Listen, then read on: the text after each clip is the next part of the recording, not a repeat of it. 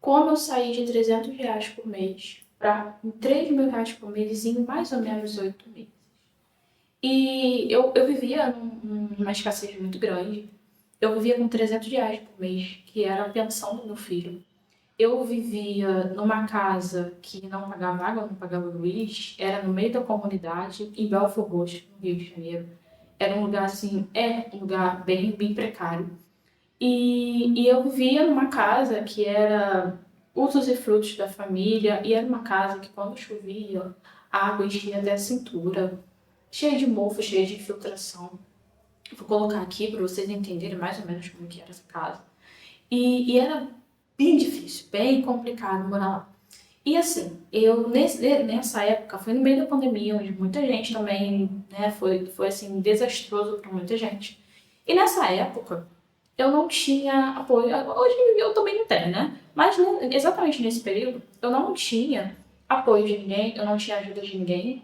E eu só tinha ajuda do meu falecido padrasto, e ele realmente ele faleceu naquela época.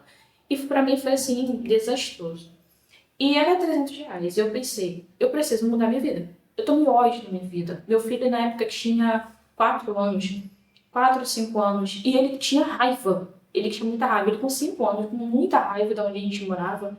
E eu falei assim, eu preciso mudar minha vida. Porque se eu não fizer isso por mim, não fizer isso por ele, não tem ninguém que faça. E assim, eu decidi, eu vou mudar minha vida. Eu vou transformar isso, porque eu tenho que fazer. Eu não tinha uma outra alternativa. Eu não tinha tempo nem para chorar. Eu não tinha tempo nem para sofrer por aquela situação. Então eu comecei a mudar isso e mudar a minha história. E eu vou explicar para vocês, sem muito rodeio, o que exatamente eu fiz para sair da situação. Parece simples, porém não é. Na prática não é. E a primeira coisa foi que eu me afastei de quem não estava ressoando com aquilo que eu queria para minha vida. Isso é de tudo. Amigos de balada, amigas que estavam sempre ali de alguma forma querendo disputar de alguma forma comigo. Eu nunca gostei dessa competição feminina, nunca gostei de competição nenhuma. E eu tinha amigas que eram assim, entre si. Não era só comigo, era entre si. Eu me afastei dessas amizades, eu afastei de pessoas que não queria ter compromisso na vida, não queria se comprometer com nada na vida. E eu fui me afastando dessas pessoas, eu me afastei de gente com a cabeça, com a consciência não tão ampliada, não tão elevada, pessoas que ainda estavam muito presas na Matrix. Eu fui me afastando dessas pessoas. E, assim, pessoas invejosas, pessoas que sabotam as outras, pessoas fofoqueiras, pessoas que estavam sempre vibrando naquela energia. Amizades de faculdade, amizades de infância, amizades, assim, de longas datas, e que eu me afastei exatamente para conseguir mudar minha vida. Porque você não consegue mudar sua vida se você está rodeado de pessoas que estão presas na Matrix. Quando você sai, você tenta sair, você é atacado. Né? Isso aconteceu também. Você é atacado, você passa por situações constrangedoras com essas pessoas, porque eles não querem sair da Matrix. Tá? Não é falta de consciência exatamente. São pessoas que sabem que podem crescer, mas elas não querem sair daquele mundinho porque é mais confortável. E vendo você no desconforto e conseguindo vencer no desconforto, mostra para elas que elas só não estão vencendo porque elas estão confortáveis. Confortável, né? Entre aspas. Que não é uma vida confortável de fato. Então, a primeira coisa que eu fiz foi isso. Eu me isolei, entrei no modo caverna, me isolei completamente e foquei, fiquei obcecada em mudar minha vida. Obcecada. Eu dormia pensando nisso, eu acordava pensando nisso. Tudo que eu fazia durante o dia era para fazer isso, era para mudar minha vida. Então, a minha cabeça estava focada somente naquilo. E na época, eu era dedicante da igreja, eu era assistente de família, eu era coordenadora do coral, eu era coralista, eu era assistente da agricultura, eu era responsável pelas crianças na igreja, e eu simplesmente abri mão de tudo. Tudo. Até as aulas que eu estava fazendo de música para entrar como maestro no coral, como regente do coral, e eu saí. Eu simplesmente abri mão de tudo. Se eu preciso mudar minha vida. É isso que eu preciso fazer. E Deus sabe que eu não estou sendo egoísta. Deus sabe que eu estou querendo mudar minha vida porque Ele me deu a vida para eu cuidar dela. Então, eu me afastei de tudo que me tirava desse foco, que me tirava da obsessão. Eu realmente estava obcecada em mudar a minha vida. O segundo passo, eu utilizei todas as ferramentas possíveis de manifestação. Tudo que você possa imaginar. 33 vezes 3, 55 vezes 5, Ho'oponopono, reprogramação mental, lia livros de crenças limitantes. Eu ficava horas e horas e horas assistindo vídeos da Beth Russo, vídeos do Daniel Atala, vídeos do Bruno Gimenez. E eu ficava constantemente, eu era obcecada em utilizar todas as ferramentas possíveis de manifestação. Arquétipos, tá? Eu até tenho um canal de arquétipos, mas eu não mexo mais, não gosto mais. Mas eu utilizei muitos arquétipos na minha vida. E uma das coisas que foi, assim, muito bom para eu crescer a minha cabeça, para eu enxergar uma vida melhor. Porque eu queria mudar minha vida, mas eu não tinha referências.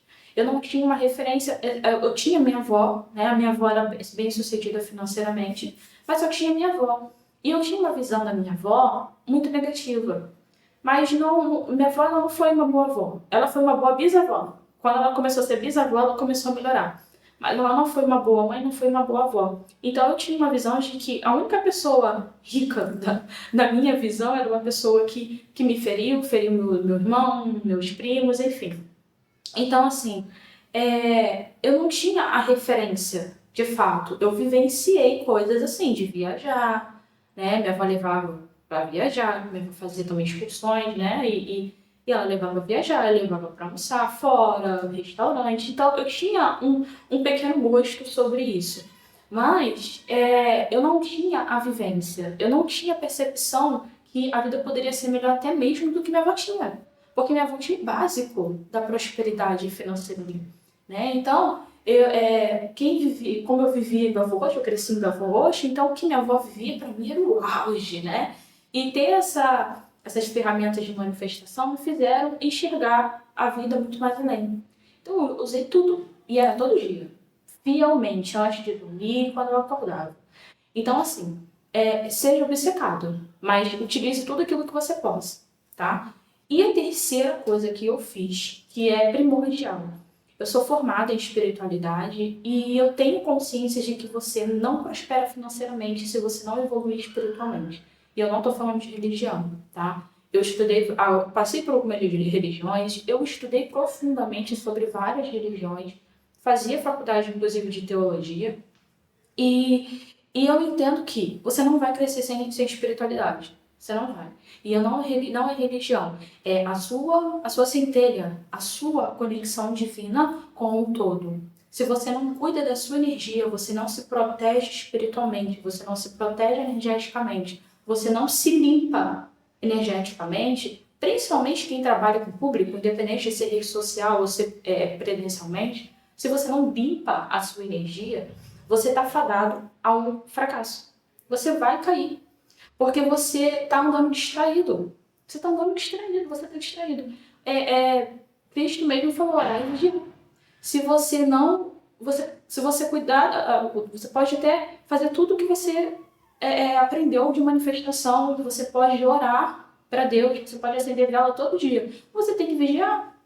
Tem gente que é invejosa, tem gente que é maquiavélica, tem gente que tá ali só para sugar o que é seu e ir embora. Então você precisa entender que há pessoas negativas no mundo, você precisa estar esperto. Então é necessário que você se limpe, sim, pessoas espraguejam. Já ouviu falar em boca de praga? É aquela pessoa que tudo que ela espragueja pega. Então, assim, estejam atentos, estejam perceptivos e cuidem da sua energia, porque sem espiritualidade você vai dar um passo para frente e dois para trás. Você vai dar dois passos para frente e quatro para trás. Você sempre vai retroceder, porque você não está atento sobre as energias que te cercam. E se você gostou desse vídeo, curte, compartilha, se inscreve aqui no canal.